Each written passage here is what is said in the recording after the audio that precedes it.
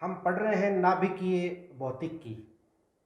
इसके अंतर्गत आज हम गामा किरणें क्या होती हैं, गामा किरणों की उत्पत्ति, गामा किरणों का क्षय यानी गामा क्षय, गामा किरणों का ऊर्जा स्पेक्ट्रम, गामा किरणों का प्राश एवं उनकी तीव्रता, इनका अध्ययन करेंगे। तो सर्वप्रथम देखिए क्या है गामा किरणें, क्या होती हैं गामा किरणें। गामा किरणें उच्च ऊर्जा या उच्च आवर्ती की विद्युत चुंबकीय तरंग होती हैं। गामा किरणें उच्च ऊर्जा या उच्च आवर्ती की विद्युत चुंबकीय तरंग होती हैं जिनका फोटॉन्स के रूप में, छोटे छोटे ऊर्जा पैकेट्स के रूप में संचरण होता है। यानी गामा किरणें विद्युत चुंबकीय तरंग होती हैं जो कि फोटॉन्स के रूप में उत्सर्जित होती हैं तथा प्रकाश की चाल से गतिमान होती हैं। तो गामा किरणें उच्च आवर्ती या उच्च ऊर्जा की विद्युत चुंबकीय तरंग होती हैं जिनका फोटॉन्स के रूप में उत्सर्जन या संचरण होता है और जिनकी चाल प्रकाश की चाल के तुल्य होती है, जो प्रकाश की चाल से गतिमान होती हैं। गामा किरणों का विराम द्रव्यमान शून्य होता है तथा गामा किरणों का आवेश भी शून्य होता है। गामा किरण ऊर्जा फोटोन है, ऊर्जा के विविक्त कण है, इनका विराम द्रव्यमान शून्य होता है तथा इनका आवेश भी शून्य होता है। अब गामा किरणों के उत्सर्जन की व्याख्या, यानी कैसे गामा किरणों का, किसी नाभिक से गामा किरणों का उत्सर्जन क्यों होता है, गामा किरणों के उत्सर्जन का कारण क्या है, क्यों गामा किरणें उत्सर्जित होती हैं किसी नाभिक से। देखिए, जब किसी नाभिक से बीटा कणों का या अल्फा कणों का उत्सर्जन होता है, यानी बीटा क्षय या अल्फा क्षय होता है, तो बीटा कण या अल्फा कण के उत्सर्जन के पश्चात जो विघटनज नाभिक बनता है वो उत्तेजित अवस्था में होता है और वो उत्तेजित नाभिक भिन्न भिन्न ऊर्जाओं के, यानी निश्चित परंतु विभिन्न ऊर्जाओं के गामा किरण उत्सर्जित करता हुआ अपनी मूल ऊर्जा अवस्था में, यानी मूल अवस्था में लौटता है। यानी जब भी किसी नाभिक से अल्फा कण का या बीटा कण का उत्सर्जन होता है तो विघटन के पश्चात, यानी उत्सर्जन के पश्चात जो नाभिक बनता है उसको विघटनज नाभिक कहते हैं तथा ये विघटनज नाभिक उत्तेजित अवस्था में होता है। क्योंकि उत्तेजन अवस्था काल 10⁻⁻9 सेकंड ही होता है, 10⁻⁻8 सेकंड ही होता है। इसके पश्चात ये विभिन्न परंतु निश्चित ऊर्जाओं के गामा किरण फोटोन उत्सर्जित करता हुआ अपनी मूल अवस्था में लौटता है। इस प्रकार जब भी अल्फा कणों का या बीटा कणों का उत्सर्जन होता है तो उस नाभिक से गामा किरणें भी उत्सर्जित होती हैं। देखिए, जब किसी तत्व के नाभिक से अल्फा कण या बीटा कण का उत्सर्जन होता है तो उत्सर्जन के पश्चात प्राप्त विघटनज नाभिक उत्तेजित अवस्था में होता है तथा यह उत्तेजित नाभिक विभिन्न परंतु निश्चित ऊर्जाओं के गामा किरण फोटोन उत्सर्जित कर अपनी मूल अवस्था में लौटता है। इस प्रकार अल्फा क्षय व बीटा क्षय के साथ गामा किरणें भी उत्सर्जित होती हैं। यह है गामा किरणों के उत्सर्जन की व्याख्या। गामा क्षय क्या होता है? जब किसी उत्तेजित नाभिक का विघटन गामा किरणों के उत्सर्जन से होता है तो यह प्रक्रिया गामा क्षय कहलाती है।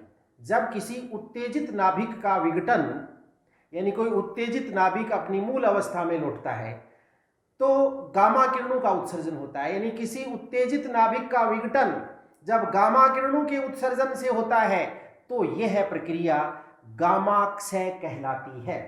इसको अपन इस प्रकार व्यक्त कर सकते हैं, XZA ये मूल नाभिक है जिसको पितृ नाभिक भी कह सकते हैं अपन, और ये उत्तेजित अवस्था में है।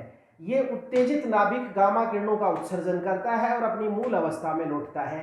यानी XZA यानी परमाणु क्रमांक भी वही रहता है, द्रव्यमान संख्या भी वही रहती है, केवल कोई नाभिक अपनी उत्तेजित अवस्था से मूल अवस्था में लौटता है। यानी गामाक्षय के पहले जो नाभिक है वो उत्तेजित नाभिक है। ये XZA एक उत्तेजित नाभिक है और ये उत्तेजित नाभिक अपनी मूल अवस्था में लौटता है।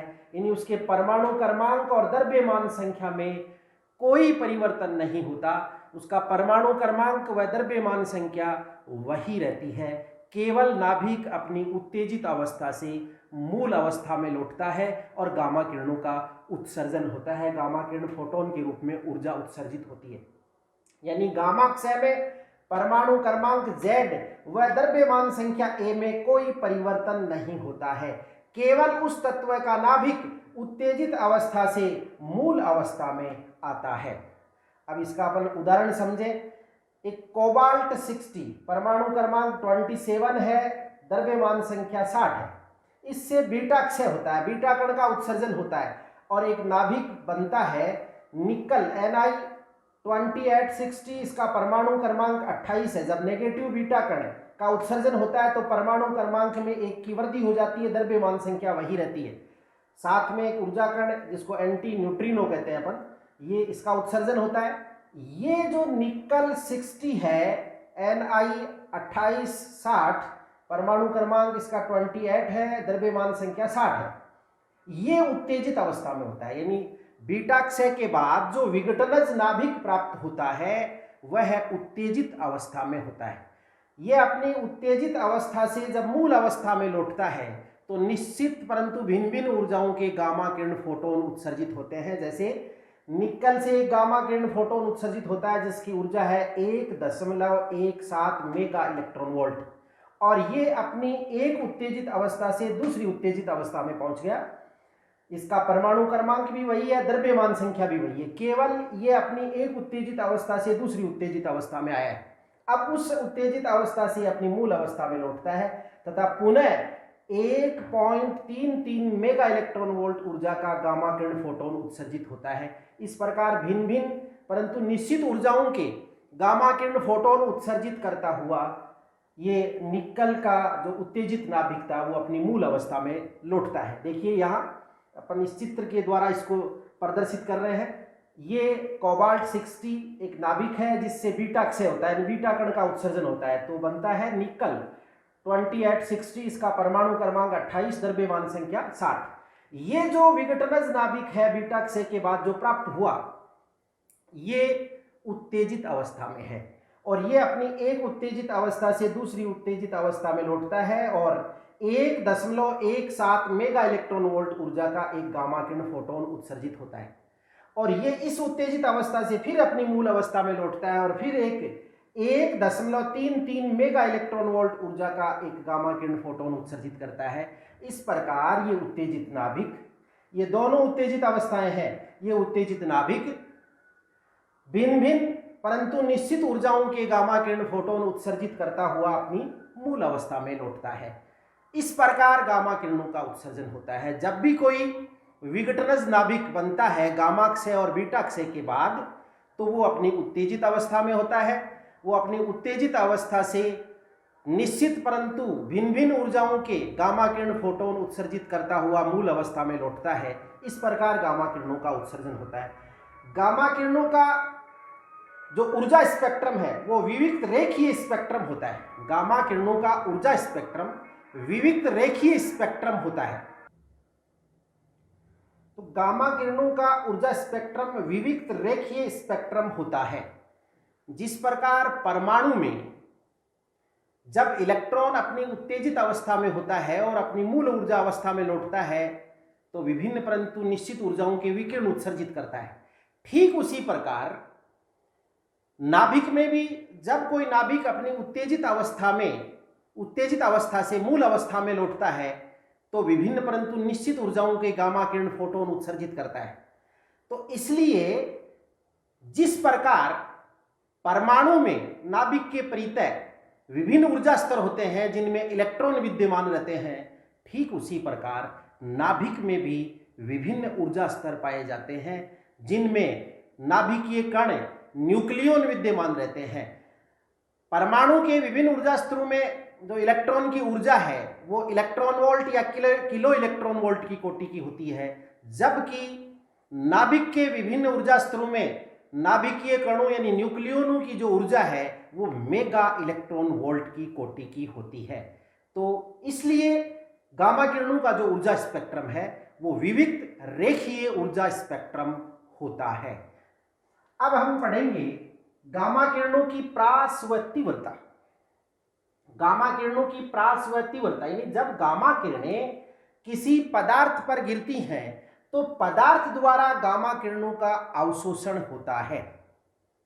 यानी पदार्थ में जैसे जैसे गामा किरण अग्रसर होंगी, आगे संचरित होंगी, पदार्थ द्वारा गामा किरणों का अवशोषण होता जाएगा।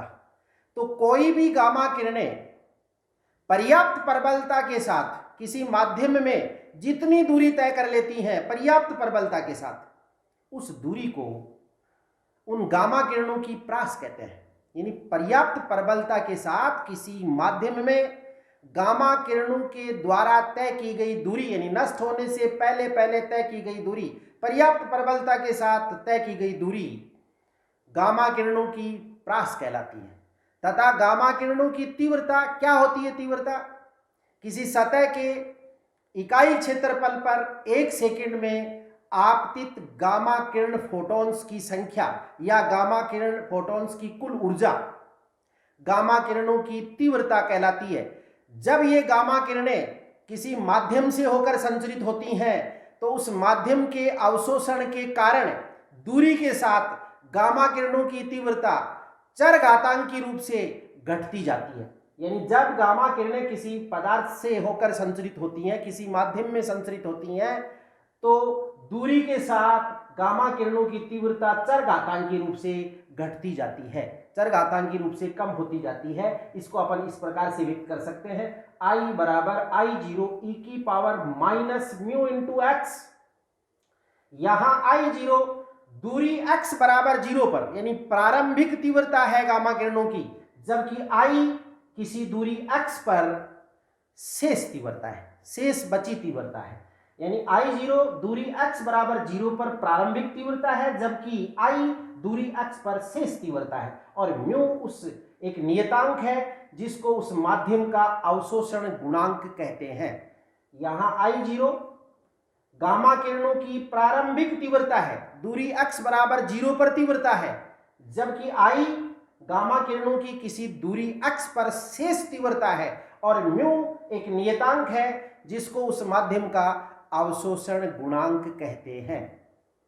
अवशोषण गुणांक को अपन इस प्रकार से परिभाषित कर सकते हैं, यदि म्यू बराबर 1/x रख दिया जाए, म्यू का मान 1/x हो, यहां अपन 1/x रख दें, इस म्यू के स्थान पर 1/x रख दें, तो x से x कैंसिल हो जाएगा। यानी म्यू का मान e की पावर माइनस म्यू x और म्यू का मान रख दें 1/x, तो ये x से x कैंसिल हो जाएगा और e की घात बचेगी -1, जिसको अपन नीचे लाए तो +1 हो जाएगी। यानी I बराबर हो जाएगा I0 अपॉन e, I बराबर I0 अपॉन e प्राप्त होगा।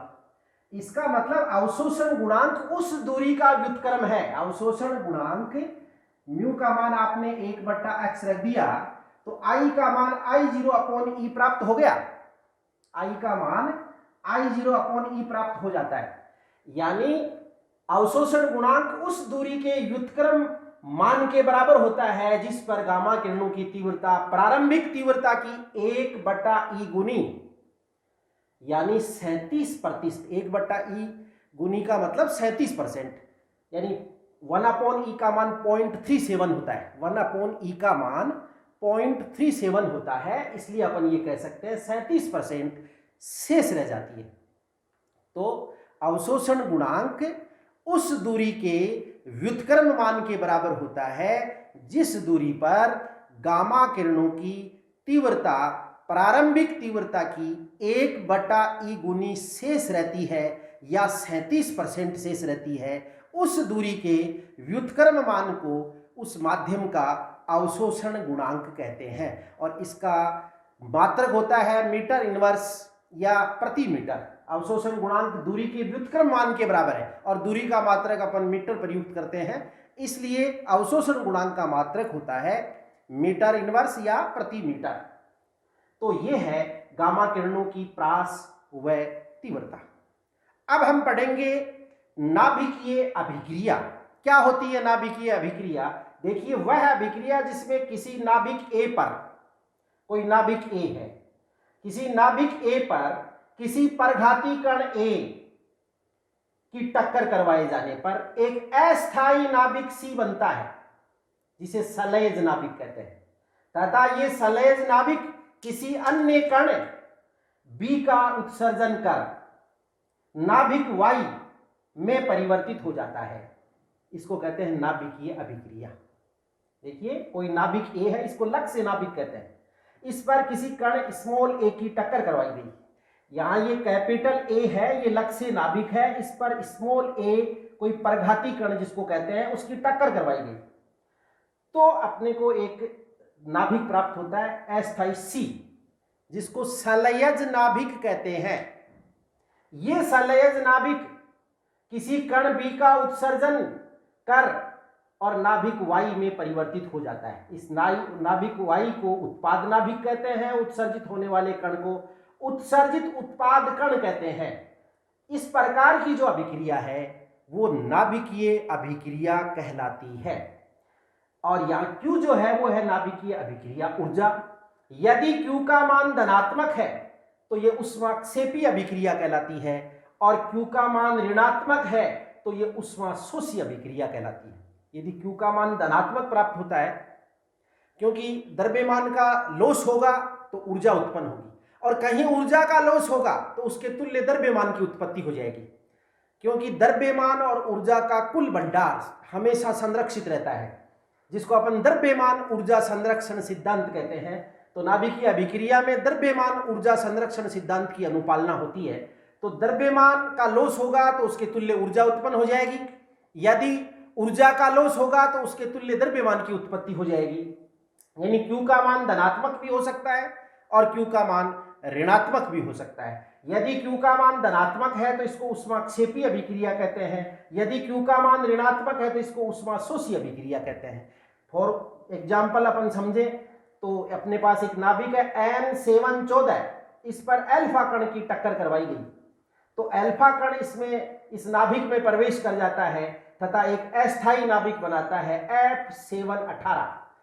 ये फ्लोरीन का उत्तेजित नाभिक अस्थायी नाभिक है, जो कि प्रोटॉन का उत्सर्जन कर 1H1 हाइड्रोजन का नाभिक, हाइड्रोजन के नाभिक में एक प्रोटॉन होता है, प्रोटॉन का उत्सर्जन कर और ऑक्सीजन के स्थायी समस्थानिक OH17 में परिवर्तित हो जाता है। इसी प्रकार जब बेरिलियम नाभिक पर अल्फा कण की टक्कर करवाई जाती है तो यह अल्फा कण बेरिलियम नाभिक में प्रवेश कर C613 एक अस्थायी नाभिक बनाते हैं। ये C613 अस्थायी नाभिक है। ये न्यूट्रॉन को उत्सर्जित कर और कार्बन के स्थायी समस्थानिक C612 में परिवर्तित हो जाता है। तो इस प्रकार की जो अभिक्रियाएं हैं ये कहलाती हैं नाभिकीय अभिक्रिया।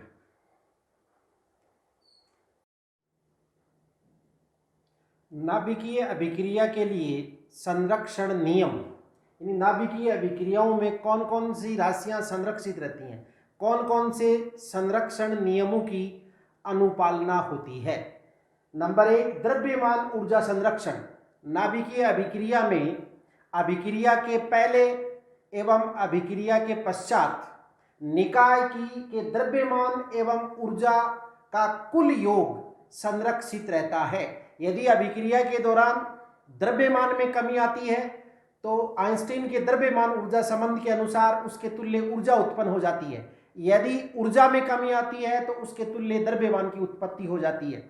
यानी नाभिकीय अभिक्रियाओं में अभिक्रिया के पहले एवं अभिक्रिया के पश्चात उस निकाय के द्रव्यमान एवं ऊर्जा का कुल योग संरक्षित रहता है, नियत रहता है। यानी नाभिकीय अभिक्रिया में द्रव्यमान ऊर्जा संरक्षण सिद्धांत की अनुपालना होती है। इसी प्रकार न्यूक्लियोनों का संरक्षण, नाभिकीय कणों की कुल संख्या, न्यूक्लियोनों की कुल संख्या नाभिकीय अभिक्रिया में संरक्षित रहती है। जैसे N714 नाइट्रोजन 14 पर अल्फा कण की टक्कर करवाई जाती है तो अल्फा कण इस नाभिक में प्रवेश कर और फ्लोरीन के एक अस्थायी नाभिक F718 को बनाता है। ये अस्थाई है, ये प्रोटॉन को उत्सर्जित कर ऑक्सीजन के स्थायी समस्थानिक OH17 में परिवर्तित हो जाता है। इस नाभिकीय अभिक्रिया में न्यूक्लियोनों की कुल संख्या, अभिक्रिया के पहले न्यूक्लियोनों की कुल संख्या 14 + 4 18 है, तो अभिक्रिया के पश्चात भी 17 और 1 का योग 18 है। यानी नाभिकीय कणों की कुल संख्या, न्यूक्लियोनों की कुल संख्या नाभिकीय अभिक्रिया में संरक्षित रहती है। न्यूक्लियोनों की कुल संख्या का योग भी नियत रहता है। आवेश संरक्षण सिद्धांत की भी अनुपालना होती है नाभिकीय अभिक्रियाओं में, यानी अभिक्रिया के पहले कुल आवेश यानी प्रोटॉन्स की कुल संख्या, नाभिक में प्रोटॉन्स की कुल संख्या अभिक्रिया के पहले तथा अभिक्रिया के बाद प्रोटॉन्स की कुल संख्या का योग सदैव नियत रहता है। जैसे इस अभिक्रिया में प्रोटॉन्स की कुल संख्या 7 और 2 14 है, 7 और 2 9 है, तो अभिक्रिया के पश्चात प्रोटॉन्स की यानी परमाणु क्रमांक का योग 8 और 1 का योग 9 है। यानी नाभिकीय अभिक्रियाओं में कुल आवेश भी संरक्षित रहता है, यानी परमाणु क्रमांक का जो योग है, प्रोटॉन्स की संख्या का योग है, अभिक्रिया के पहले यानी क्रियाकारी नाभिकों में प्रोटॉन्स की कुल संख्या और अभिक्रिया के पश्चात उत्पाद नाभिकों में प्रोटॉन्स की कुल संख्या बराबर रहती है। यानी अभिक्रिया के पहले कुल प्रोटॉन्स की संख्या अभिक्रिया के पश्चात कुल प्रोटॉन्स की संख्या के बराबर होती है। यानी नाभिकीय अभिक्रियाओं में आवेश संरक्षण सिद्धांत की अनुपालना होती है। इसके बाद रेखीय संवेग संरक्षण सिद्धांत की अनुपालना भी होती है। नाभिकीय अभिक्रियाओं में अभिक्रिया के पहले क्रियाकारी नाभिकों का कुल रेखीय संवेग और अभिक्रिया के पश्चात उत्पाद नाभिकों का के कुल रेखीय संवेग के बराबर होता है। अभिक्रिया के पहले का कुल रेखीय संवेग और अभिक्रिया के पश्चात बने उत्पाद नाभिक या उत्पाद कणों के कुल रेखीय संवेग का मान अभिक्रिया के पहले कुल रेखीय संवेग के बराबर होता है। अर्थात नाभिकीय अभिक्रियाओं में रेखीय संवेग संरक्षण सिद्धांत की अनुपालना होती है। इसी प्रकार नाभिकीय अभिक्रियाओं में कोणीय संवेग संरक्षण सिद्धांत की अनुपालना भी होती है। अभिक्रिया के पहले क्रियाकारी नाभिक या कणों का कुल कोणीय संवेग और अभिक्रिया के पश्चात उत्पाद नाभिकों व कणों का कुल कोणीय संवेग बराबर होता है। यानी नाभिकीय अभिक्रियाओं में कोणीय संवेग संरक्षण सिद्धांत की अनुपालना भी होती है। अब ये ऊर्जा उत्पादन की दृष्टि से नाभिकीय अभिक्रियाएं दो प्रकार की होती हैं। ऊर्जा जिनमें ऊर्जा उत्पन्न होती है, द्रव्यमान का लॉस होता है और वो आइंस्टीन के द्रव्यमान ऊर्जा संबंध के अनुसार ऊर्जा में कन्वर्ट हो जाता है। यानी ऊर्जा उत्पादन की दृष्टि से नाभिकीय अभिक्रियाएं दो प्रकार की होती हैं, एक नाभिकीय विखंडन अभिक्रिया और दूसरी नाभिकीय संलयन अभिक्रिया। यानी अपने को नाभिकीय विखंडन अभिक्रिया और नाभिकीय संलयन अभिक्रियाओं का अध्ययन करना है। नाभिकीय विखंडन अभिक्रिया क्या होती है? देखिए, वह नाभिकीय अभिक्रिया जिसमें एक भारी नाभिक लगभग समान द्रव्यमान के दो हल्के नाभिकों में टूट जाता है, विखंडित हो जाता है तथा साथ में अत्यधिक ऊर्जा मुक्त होती है, नाभिकीय विखंडन अभिक्रिया कहलाती है। वह नाभिकीय अभिक्रिया जिसमें एक भारी नाभिक लगभग समान द्रव्यमान के दो हल्के नाभिकों में विखंडित होता है तथा अत्यधिक ऊर्जा मुक्त होती है, नाभिकीय विखंडन अभिक्रिया कहलाती है। इसको अपन संकेत रूप में इस प्रकार व्यक्त किया है। एक नाभिक XZA, इस पर न्यूट्रॉन की टक्कर करवाई गई तो ये नाभिक लगभग समान द्रव्यमान के दो हल्के नाभिकों में टूट गए, एक Y1 और दूसरा Y2। इसका Y1 का परमाणु क्रमांक Z1 द्रव्यमान संख्या A1, Y2 का परमाणु क्रमांक Z2 द्रव्यमान संख्या A2 और औसतन 2 से 3 न्यूट्रॉन निकलते हैं और प्लस ऊर्जा मुक्त होती है। यानी एक भारी नाभिक लगभग समान द्रव्यमान के दो हल्के नाभिकों में टूट जाता है, विखंडित हो जाता है और साथ में अत्यधिक ऊर्जा मुक्त होती है। इस प्रकार की नाभिकीय अभिक्रिया को नाभिकीय विखंडन अभिक्रिया कहते हैं। उदाहरण के रूप में समझे अपन, जैसे यूरेनियम 235 परमाणु क्रमांक 92 द्रव्यमान संख्या 235, इस पर न्यूट्रॉन की टक्कर करवाई गई तो एक सलेज नाभिक बनता है यूरेनियम 236। यह अस्थायी है, ये दो हल्के नाभिकों में टूट जाता है, एक बेरियम और एक क्रिप्टॉन। यह आवश्यक नहीं है कि ये बेरियम या क्रिप्टॉन में ही टूटे, ये स्ट्रोंशियम और जिनोन में भी टूट सकता है या अन्य दो हल्के नाभिकों में टूट सकता है। तो अपन यहाँ दो एग्जाम्पल ले रहे हैं जिसमें यूरेनियम 236 यानी यूरेनियम 235 नाभिक पर न्यूट्रॉन की टक्कर करवाई गई। तो एक अस्थायी नाभिक बना यूरेनियम 236 जो लगभग समान द्रव्यमान के दो हल्के नाभिकों में टूट जाता है। पहले एग्जाम्पल में बेरियम और क्रिप्टॉन, बेरियम जिसका परमाणु क्रमांक 56 द्रव्यमान संख्या 141, क्रिप्टॉन जिसका परमाणु क्रमांक 36 द्रव्यमान संख्या 92 और प्लस 3 न्यूट्रॉन और प्लस ऊर्जा मुक्त होती है। इसी प्रकार जब ये यूरेनियम 236 नाभिक स्ट्रोंशियम और जिनोन में टूटता है, यानी स्ट्रोंशियम जिसका परमाणु क्रमांक 38 है, द्रव्यमान संख्या 95 है, और जिनोन जिसका परमाणु क्रमांक 54 द्रव्यमान संख्या 139 है, इसमें दो न्यूट्रॉन उत्पन्न होते हैं प्लस ऊर्जा मुक्त होती है। तो इस प्रकार की जो अभिक्रिया है वो नाभिकीय विखंडन अभिक्रिया कहलाती है। देखिए इसमें परमाणु क्रमांक और द्रव्यमान संख्या संरक्षित रहती है, यानी कुल आवेश और कुल द्रव्यमान संख्या है वो संरक्षित रहती है।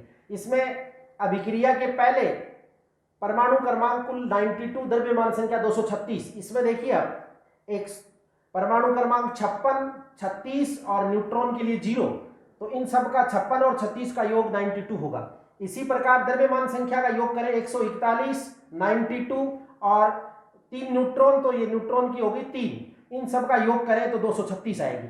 इसी प्रकार इस अभिक्रिया में परमाणु क्रमांक का योग करें 38 और 54 का योग 92 आएगा, और द्रव्यमान संख्या 95, 139 और 2 न्यूट्रॉन, तो इनकी द्रव्यमान संख्या होगी 2, इन सब का योग करें 236 प्राप्त होगा। यानी कुल आवेश भी संरक्षित रहता है और कुल द्रव्यमान संख्या यानी नाभिकीय कणों की कुल संख्या, न्यूक्लियोनों की कुल संख्या भी संरक्षित रहती है नाभिकीय अभिक्रियाओं में।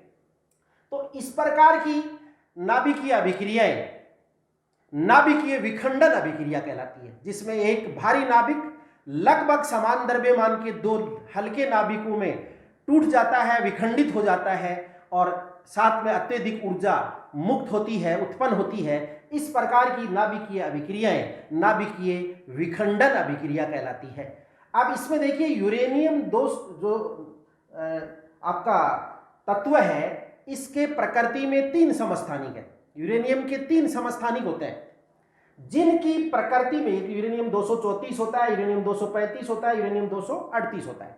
यूरेनियम के 3 समस्थानिक हैं जिनकी प्रकृति में जो मात्रा है वो इस अनुपात में होती है।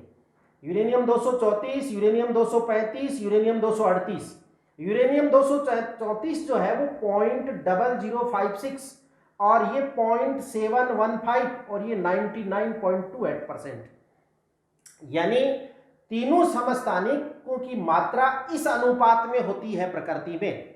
तो एक क्वेश्चन आता है कि नाभिकीय विखंडन जो अभिक्रियाएं हैं, यूरेनियम 238 प्रचुर मात्रा में होता है, जबकि नाभिकीय विखंडन अभिक्रियाओं में यूरेनियम 235 का ही उपयोग किया जाता है, यूरेनियम 238 का उपयोग नहीं किया जाता। क्यों? जबकि प्रकृति में यूरेनियम 238 99.28% पाया जाता है, जबकि यूरेनियम 235 मात्र 0.715% ही पाया जाता है। जबकि नाभिकीय विखंडन अभिक्रियाओं में यूरेनियम 235 का उपयोग किया जाता है, यूरेनियम 238 का उपयोग नहीं किया जाता।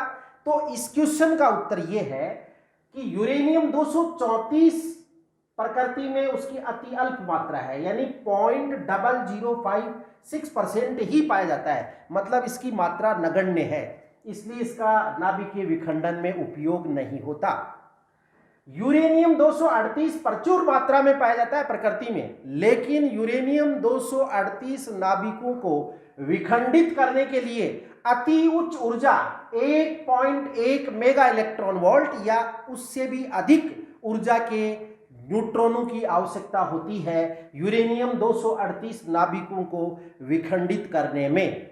जबकि यूरेनियम 235 नाभिक तापीय ऊर्जा यानी 0.075 इलेक्ट्रॉन वोल्ट ऊर्जा के, मतलब तापीय ऊर्जा के जो न्यूट्रॉन हैं उन्हीं से विखंडित हो जाते हैं। सामान्य तापीय ऊर्जा के न्यूट्रॉनों से ही यूरेनियम 235 नाभिकों का विखंडन हो जाता है। इसलिए नाभिकीय विखंडन अभिक्रियाओं में यूरेनियम 238 का उपयोग न करके यूरेनियम 235 का ही उपयोग किया जाता है, क्योंकि ये सामान्य तापीय ऊर्जा के न्यूट्रॉनों से विखंडित हो जाते हैं, जबकि यूरेनियम 238 नाभिकों को विखंडित करने के लिए अति उच्च ऊर्जा के 1.1 मेगा इलेक्ट्रॉन वोल्ट या इससे भी अधिक ऊर्जा के न्यूट्रॉनों की आवश्यकता होती है। तो उच्च ऊर्जा के न्यूट्रॉनों की आवश्यकता होने के कारण इनका उपयोग नाभिकीय विखंडन में नहीं किया जाता, यूरेनियम 235 नाभिकों का ही उपयोग किया जाता है। यूरेनियम 235 का एक नाभिक जब विखंडित होता है तो इससे कितनी ऊर्जा उत्पन्न होती है। अब अपन ये समझेंगे कि यदि एक यूरेनियम 235 नाभिक जब विखंडित होता है तो इस विखंडन में कितनी ऊर्जा उत्पन्न होती है। देखिए, ये यूरेनियम 235 नाभिक, इस पर न्यूट्रॉन की टक्कर हुई तो सलेज नाभिक बना यूरेनियम 236, जो बेरियम और क्रिप्टॉन में +3 न्यूट्रॉनों में टूट गया। लगभग समान द्रव्यमान के दो हल्के नाभिकों में साथ में 3 न्यूट्रॉन उत्पन्न हुए। तो इस नाभिकीय अभिक्रिया में द्रव्यमान की क्षति कितनी हुई। तो द्रव्यमान क्षति निकालने के लिए पहले क्रियाकारी नाभिक यूरेनियम 235 और एक न्यूट्रॉन, इनके द्रव्यमान में से अभिक्रिया के पश्चात उत्पाद नाभिक और +3 न्यूट्रॉन, इन बेरियम, क्रिप्टॉन और 3 न्यूट्रॉन, इनके द्रव्यमान को घटा देंगे तो प्राप्त हो जाएगी द्रव्यमान क्षति। देखिए, यूरेनियम का द्रव्यमान, एक न्यूट्रॉन का द्रव्यमान, अभिक्रिया के बाद एक बेरियम बना, क्रिप्टॉन, 3 न्यूट्रॉन, तो बेरियम का द्रव्यमान, क्रिप्टॉन का द्रव्यमान और 3 न्यूट्रॉनों का द्रव्यमान, इनको माइनस कर देंगे तो प्राप्त हो जाएगी द्रव्यमान क्षति। इस नाभिकीय अभिक्रिया में द्रव्यमान में कितनी कमी आ गई। क्रियाकारी नाभिक व क्रियाकारी कण के द्रव्यमान का योग और जो उत्पाद नाभिक और उत्पाद कण है उनके द्रव्यमान का योग कर लेंगे। क्रियाकारी नाभिक व क्रियाकारी कणों के कुल द्रव्यमान में से उत्पाद नाभिक व उत्पाद कणों के कुल द्रव्यमान को घटा देंगे तो प्राप्त हो जाएगी द्रव्यमान क्षति। अब यूरेनियम का द्रव्यमान, ये न्यूट्रॉन का द्रव्यमान, इनका योग कर लिया गया। इधर ये बेरियम का द्रव्यमान, ये क्रिप्टॉन का द्रव्यमान, ये 3 न्यूट्रॉनों का कुल द्रव्यमान, इनका योग कर लिया गया। इसमें से ये घटाएंगे तो ये वैल्यू प्राप्त होगी 0.2153 AMU। ये सारे मान एटॉमिक मास यूनिट में रखे गए हैं। तो इतनी द्रव्यमान क्षति होती है जब एक यूरेनियम नाभिक टूटता है, विखंडित होता है, तो इतनी द्रव्यमान की क्षति हो जाती है। तो आइंस्टीन के द्रव्यमान ऊर्जा संबंध से कितनी ऊर्जा उत्पन्न होगी। तो E बराबर डेल्टा M गुणा c²। यदि डेल्टा M किलोग्राम मात्रक में, द्रव्यमान क्षति आपने किलोग्राम मात्रक में कैलकुलेट की है, तो आइंस्टीन के द्रव्यमान ऊर्जा संबंध के अनुसार उत्पन्न ऊर्जा E बराबर डेल्टा M × c², जहां c प्रकाश की चाल है। यदि आपने द्रव्यमान क्षति एटॉमिक मास यूनिट AMU मात्रक में कैलकुलेट की है, तो अपन ये जानते हैं कि जब एक AMU द्रव्यमान ऊर्जा में बदलता है, कन्वर्ट होता है, तो 931 मेगा इलेक्ट्रॉन वोल्ट ऊर्जा उत्पन्न होती है। अर्थात एक AMU द्रव्यमान 931 मेगा इलेक्ट्रॉन वोल्ट ऊर्जा के तुल्य होता है। तो उत्पन्न ऊर्जा होगी delta M × 931 mega electron volt. यदि द्रव्यमान क्षति AMU मात्रक में कैलकुलेट की है तो अपन इस फॉर्मूले का उपयोग करेंगे। उत्पन्न ऊर्जा का मान होगा delta M × 931 mega electron volt. यहां डेल्टा M का मान द्रव्यमान क्षति का मान रखकर कैलकुलेट करेंगे तो ये मान आता है 200 मेगा इलेक्ट्रॉन वोल्ट। यानी यूरेनियम 235 का एक नाभिक विखंडित होता है तो लगभग 200 मेगा इलेक्ट्रॉन वोल्ट ऊर्जा उत्पन्न होती है। अब यदि 1 ग्राम यूरेनियम विखंडित हो जाए, यूरेनियम 235 विखंडित हो जाए तो कितनी ऊर्जा उत्पन्न होगी। तो 1 ग्राम यूरेनियम में यूरेनियम नाभिकों की संख्या कितनी होती है। 1 ग्राम यूरेनियम में यूरेनियम नाभिकों की संख्या होती है 6.023 × 10⁻23/235। क्योंकि मोल अवधारणा के अनुसार द्रव्यमान संख्या जो 235 है, द्रव्यमान संख्या के बराबर ग्राम में मात्रा ले ली जाए तो यूरेनियम नाभिकों की संख्या एवोगैड्रो संख्या के बराबर होती है। यानी 235 ग्राम यूरेनियम ले तो उसमें यूरेनियम नाभिकों की संख्या 6.023 गुणा 10 की घात 23 होगी। तो 1 ग्राम में कितनी होगी फिर? 235 ग्राम में कितने यूरेनियम नाभिक होंगे? 6.023 गुणा 10 की घात 23। तो 1 ग्राम में कितने होंगे? 6.023 गुणा 10 की घात 23 बटा 235। तो 1 ग्राम यूरेनियम में यूरेनियम नाभिकों की संख्या 6.023 गुणा 10 की घात 23 बटा 235 होगी। और एक नाभिक के विखंडन से कितनी ऊर्जा उत्पन्न होती है? 200 मेगा इलेक्ट्रॉन वोल्ट। तो इतने नाभिकों के विखंडन से कितनी ऊर्जा उत्पन्न हो जाएगी? इसको 200 मेगा इलेक्ट्रॉन वोल्ट से इंटू कर दीजिए, गुणा कर दीजिए। तो 1 ग्राम यूरेनियम 235 के विखंडित होने से इतनी ऊर्जा उत्पन्न होती है 6.023 गुणा 10 की घात 23 बटा 235। ये तो 1 ग्राम यूरेनियम में यूरेनियम नाभिकों की संख्या है और एक नाभिक के विखंडन से उत्पन्न ऊर्जा है 200 मेगा इलेक्ट्रॉन वोल्ट। तो इसको इससे गुणा कर देंगे तो उत्पन्न कुल ऊर्जा का मान आ जाएगा मेगा इलेक्ट्रॉन वोल्ट में। यदि इसको जूल में कन्वर्ट कर दें तो ये, क्योंकि 1 इलेक्ट्रॉन वोल्ट जो है वो होता है 1.6 गुणा 10 की घात -19 जूल। तो यदि इस पहले मेगा इलेक्ट्रॉन वोल्ट को 10 की घात 6 electron volt, 1 mega electron volt होता है 10 की घात 6 इलेक्ट्रॉन वोल्ट, और फिर इलेक्ट्रॉन वोल्ट की जगह लिख सकते हैं 1.6 गुणा 10 की घात -19 जूल। तो यदि इसको जूल मात्रक में परिवर्तित कर दें तो इसका मान आता है 8.2 गुणा 10 की घात 10 जूल। और यदि इसको कैलोरी में चेंज करें तो ये मान आता है, क्योंकि एक जो कैलोरी है वो 4.2 जूल या 1 जूल होता है 1/4.2 कैलोरी। तो जूल को यदि कैलोरी में परिवर्तित करें तो ये मान आ जाएगा, यानी इसमें 4.2 का से भाग कर दें या 4.18 एग्जैक्ट वैल्यू जो होती है उससे डिवाइड कर दें तो ये मान आएगा लगभग 2 गुणा 10 की घात 10 कैलोरी। यानी 1 ग्राम यूरेनियम विखंडित हो जाए तो उत्पन्न ऊर्जा का मान 8.2 गुणा 10 की घात 10 जूल या 2 गुणा 10 की घात 10 कैलोरी प्राप्त होता है। ये ऊर्जा 2 गुणा 10 की घात 5 केजी यानी 2 लाख किलोग्राम पानी का ताप 0 डिग्री सेल्सियस से 100 डिग्री सेल्सियस तक पहुंचाने में पर्याप्त होती है। यानी ये कितनी बड़ी ऊर्जा है।